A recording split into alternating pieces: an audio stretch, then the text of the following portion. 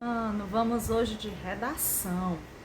Para a redação, nós vamos utilizar o livro de todos os textos. Ó, esse aqui, tá bom? Vamos pegar o livro de todos os textos, aí haverá uma explanada a respeito desse primeiro conteúdo. Em redação, a gente vai estudar o quê? Os tipos de gêneros textuais. Vocês sabem que nem todos os textos eles são da mesma forma. Existe a poesia, existe a narração, existe a fábula, existem os contos, existem as poesias, as histórias em quadrinho, inclusive, onde existem diversos tipos de gêneros textuais. O bilhete, a notícia, a reportagem. Então, esses tipos de texto é que a gente estuda em redação, além de saber escrever melhor, de ler melhor, tá bom? De aumentar a nossa capacidade de criação com a escrita e a leitura, tá? Então, nós vamos lá começar a nossa aulinha de redação. Os alunos da primeira semana, nós vamos fazer uma revisão e colocar um pouco mais de atividade. Os alunos do online acompanhem tudo, vão respondendo, vão fazendo qualquer dúvida, entre em contato com a tia Ju, tá? Vamos lá, vamos à aula. De olho nos gêneros. Então, a gente tem um primeiro textinho aqui, que tem assim. Por favor, a professora está aqui lendo um bilhete que o Calvin entregou. Por favor, dispense o Calvin da aula de hoje. Precisamos dele para resolver uma questão altamente secreta de segurança nacional. Atenciosamente, o presidente da República. Boa tentativa! Vá se sentar. O Calvin vai zangado que fez um bilhete falso para a professora, né? Diz assim, eu preciso aprender a fazer letra cursiva.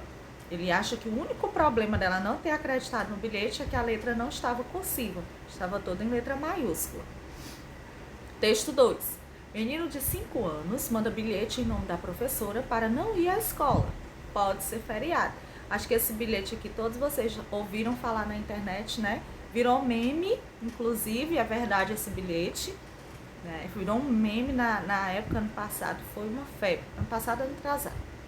Professora de escola infantil em Bocaina, São Paulo, fez post com foto do recado e história viralizou no Facebook.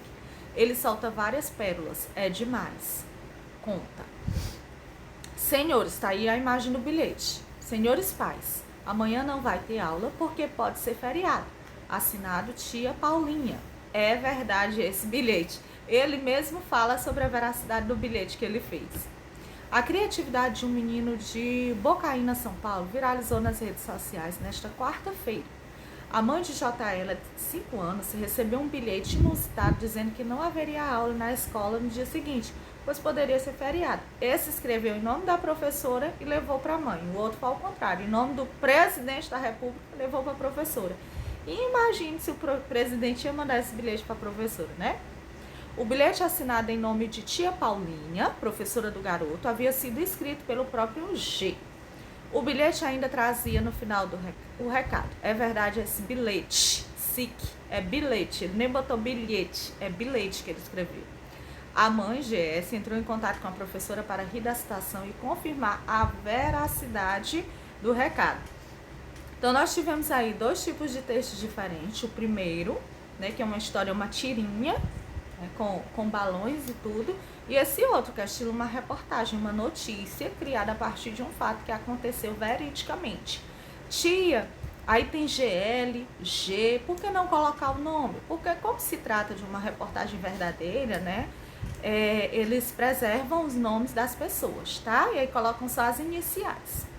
Na primeira questão diz assim, sobre os 2 textos lidos, responda. Qual deles informa sobre um fato ocorrido no mundo? Onde esse texto costuma ser publicado? O segundo costuma ser publicado em jornais impressos ou digitais. Qual deles conta uma história ficcional? Onde esse texto costuma ser publicado? Então, qual é a história ficcional? O primeiro ou o segundo? O primeiro, que é uma tirinha, né? Costuma a gente ver em jornais, revistas, principalmente nos nossos livros de português tem muita tirinha. Nos nossos livros, tá nas nossas provas, a tia costuma botar. Que nomes são dados a cada um desses textos? O primeiro é uma tirinha e o segundo é uma notícia, através de um fato real. Embora haja diferenças quanto à função social, às situações de comunicação nas quais os textos lidos circulam, Eles se assemelham pelo fato de mostrarem uma situação parecida. Quem são os personagens principais dessa história? São dois garotinhos, né? O Calvin na tirinha e o GL na notícia. Essas duas personagens agem de forma semelhante para alcançar um objetivo em comum. Qual é esse objetivo? O que é que eles estão querendo através desses bilhetes?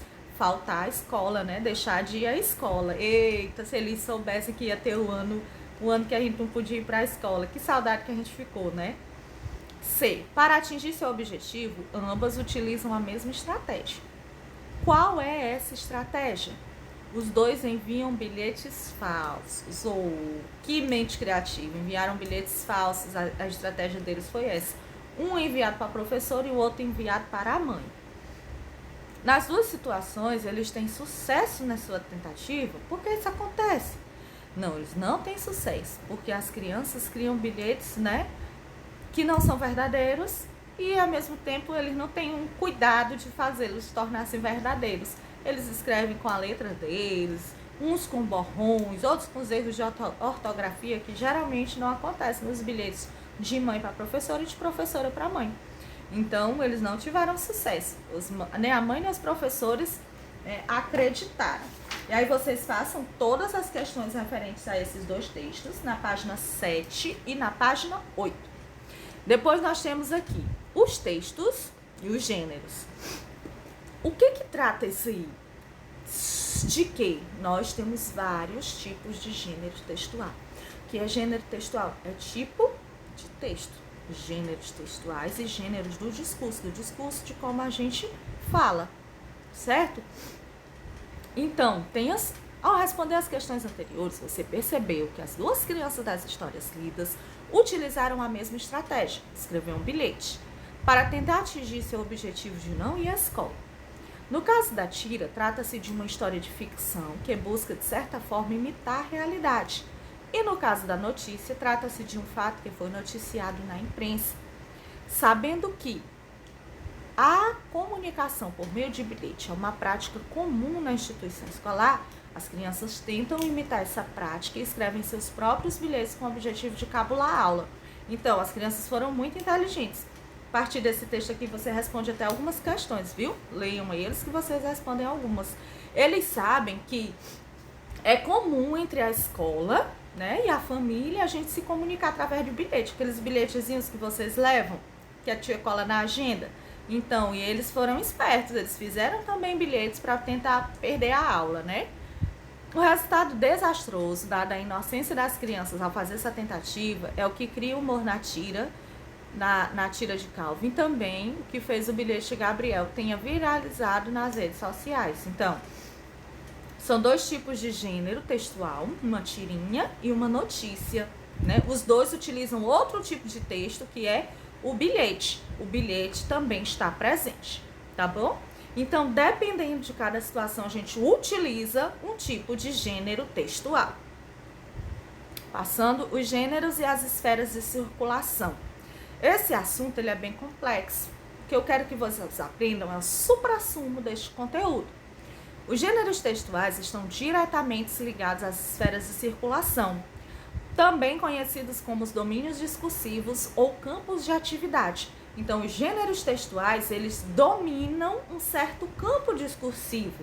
Por exemplo, eu tenho um gênero textual que está voltado para a educação. Então, qual é o campo dele? As escolas, Secretaria de Educação dos municípios, escolas particulares e públicas. Já eu tenho outro tipo de texto que ele está voltado sobre uma vacina. Qual é o domínio discursivo do meu texto? É geralmente voltado para a área da saúde. Então, cada tipo de texto, ele circula em um ambiente de acordo com o que ele traz, do domínio discursivo dele, do campo de atividade dele, certo?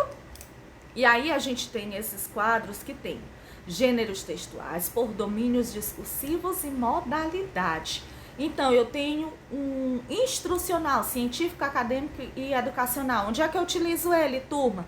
Tia, nunca nem ouvi falar, mas vão ouvir falar daqui a um tempo. São os tipos de texto de domínio discursivo, né? De domínio discursivo que a gente utiliza muito nas universidades. Artigo científico, TCC, que a gente costuma fazer. Temos os textos jornalísticos, de domínio jornalístico. A gente trata nas editoras, notícias, reportagens, né? Em tudo que trata do meio jornalístico. Carta de leitor. Depois nós temos domínio religioso, as orações, as rezas, né, que muita gente faz. Campo de domínio discursivo da saúde, até a própria receita médica é considerado um texto, né, um gênero textual, a bula de remédio, a receita do médico, um laudo do médico. Comercial, nós temos nos rótulos, nas notas de venda, na fatura, nas notas promissórias. Domínio discursivo industrial, onde é que a gente encontra? Nas instruções de montagem de um brinquedo, de um videogame, de um celular. Descrição de obras, código de obras. No domínio discursivo jurídico, contratos, leis, tudo que envolve os advogados e o direito. Publicitário, propaganda, publicidade, anúncio, folders, aqueles cartazes de festa, tudo que envolve publicidade. Lazer, nós temos as piadas, os jogos. Interpessoal, cartas pessoais, cartas comerciais. Então temos todos esses domínios discursivos. E aí depois, o livro na página 11, ele traz uns textos que ele pede que a gente identifique que domínio discursivo, a que domínio discursivo o texto pertence. Por exemplo, esse aqui trata assim: após uma carreira de 20 anos na Organização das Nações Unidas, Leona Forman, 77 anos, se aposentou e decidiu fazer mais pelo Brasil.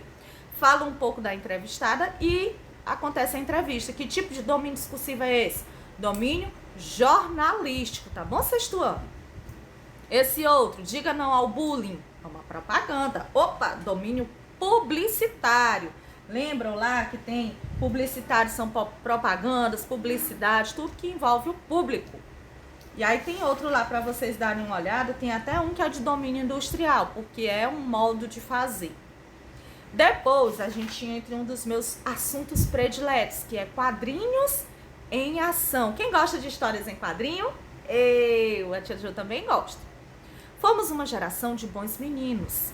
E acreditem, em boa parte por causa dos heróis dos quadrinhos.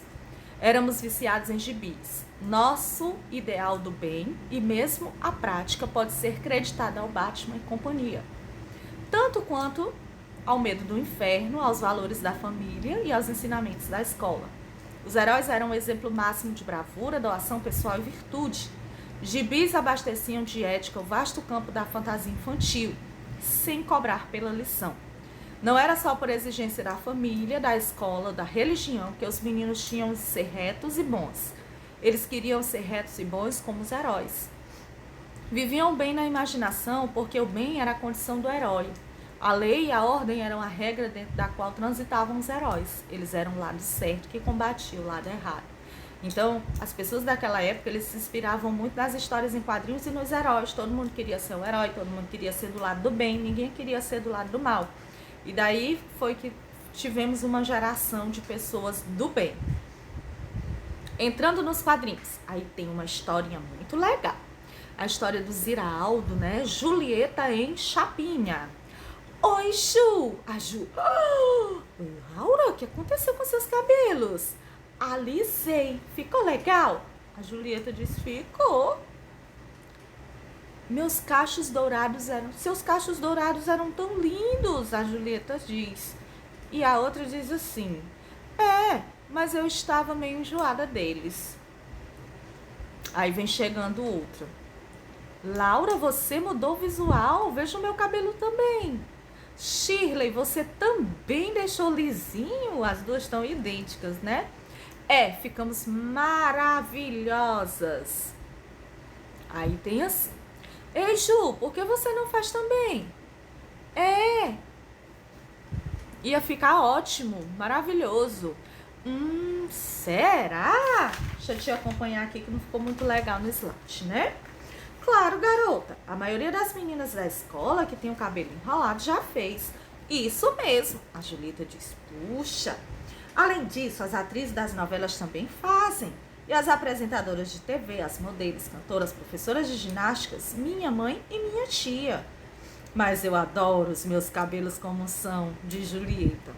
Ora, Ju, não seja bobinha. O alisamento não é permanente. O cabelo volta ao normal depois de algum tempo. As meninas só fazem para ficar com um visual diferente. A Julieta diz assim, diferente? É, e aproveita que tá na moda, depois da moda passa e você fica para trás. A Julieta sorriu e disse, certo, vocês me convenceram, vou fazer a chapinha. Ela disse, quando? Quando a moda passar, é que eu gosto de ser diferente. Tudo bem, Julieta, não foi pela cabeça dos outros. Aí fala um pouco quem é o Ziraldo. Na primeira questão diz, Julieta tem uma surpresa quando encontra as amigas Laura e Shirley. Qual é a surpresa? Que as amigas alisaram o cabelo, né?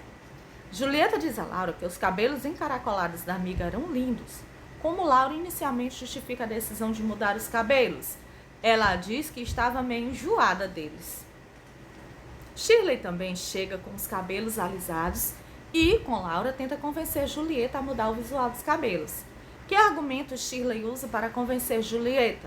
Ela diz que a maioria das meninas da escola já fez o alisamento, que as atrizes de novela também fazem, que o alisamento não é permanente. Então, tudo isso foi justificativa da colega.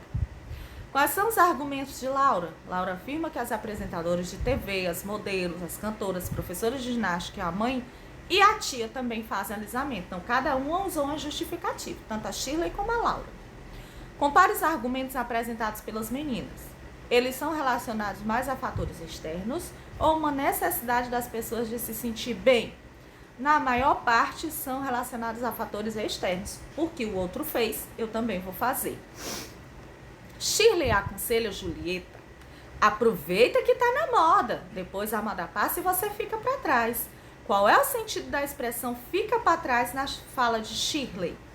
Tem o sentido de que, depois que passar a moda, Julieta vai se arrepender de não ter feito o alisamento na hora certa, o que todas já fizeram, e então será tarde demais. Aí, aqui tem os sinais de pontuação, né? E ele pergunta, o que os sinais significam na situação? Que palavra ou expressão poderão substituí-los? Significa que as meninas ficaram ao mesmo tempo surpresas, né, e confusas com a resposta de Julieta, que elas achavam que a Julieta ia entrar na delas, mas não entraram. Em sua opinião, a decisão de Julieta fez com que Laura e Shirley refletissem sobre o que tinham feito? Por quê? É provável que sim, pois a decisão de Julieta, além de pôr em dúvida a noção do que é ser diferente, fez Laura e Shirley refletirem sobre até que ponto as pessoas devem mudar seu comportamento ou aparência física para ficar na moda. Então, a resposta de Julieta deu um choque de realidade na Shirley e na Laura, que achavam que estavam arrasando só porque estavam na moda. E aí vem a Julieta e diz que gosta de ser diferente e não igual a todo mundo. Então, nós temos mais aqui. Levante hipótese. Em que lugar ocorre a história de Ziraldo? Que elementos do desenho indicam isso? Em uma rua, né? Provavelmente, com muro, plantas.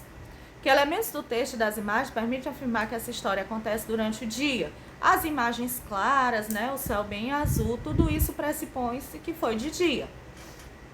Quando elas diziam assim, quando? Observe o penúltimo quadrinho da história.